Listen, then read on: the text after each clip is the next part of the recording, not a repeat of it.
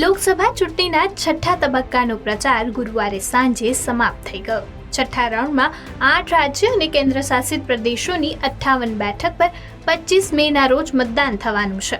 આમાં જમ્મુ કાશ્મીરના અનંતનાગ રજૌરી સાંસદીય મત વિસ્તારનો પણ સમાવેશ થાય છે, જ્યાં મતદાનના ત્રીજા તબક્કાને બદલે છઠ્ઠા તબક્કા સુધી સ્થગિત કરવામાં આવ્યું હતું.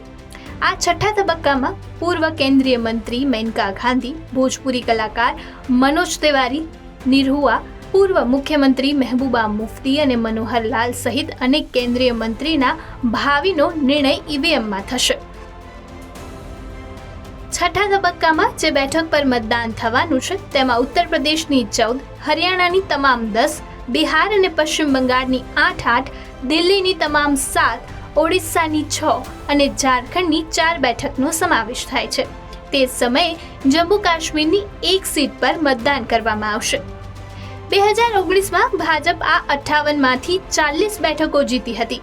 બીજા ક્રમે 4 સીટો બસપાના ખાતામાં ગઈ હતી, જ્યારે કોંગ્રેસનું ખાતું પણ ખુલ્યું ન હતું. છેલ્લી લોકસભાની ચૂંટણીમાં આ 58 સીટો પર કુલ 64.22% મતદાન થયું હતું.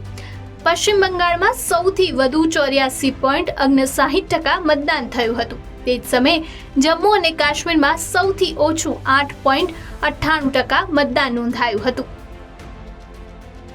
છઠ્ઠા તબક્કામાં અનેક અગ્રણીય વ્યક્તિઓનું ભાવિ દાવ પડશે, જેમાં ઓડિશાના સંબલપુરથી ચૂંટણી લડી રહેલ ધર્મેન્દ્ર પ્રધાન, ઉત્તર પૂર્વ દિલ્હીથી ભાજપના મનોજ તિવારી અને કોંગ્રેસના કન્હૈયા કુમાર, ઉત્તર પ્રદેશના સુલતાનપુર બેઠક પરથી ભાજપના મેનકા ગાંધી અને જમ્મુ કાશ્મીરની અનંતનાગ રજૌરી બેઠક પરથી પીડીપીના મહેબૂબા મુફ્તીનો સમાવેશ થાય છે.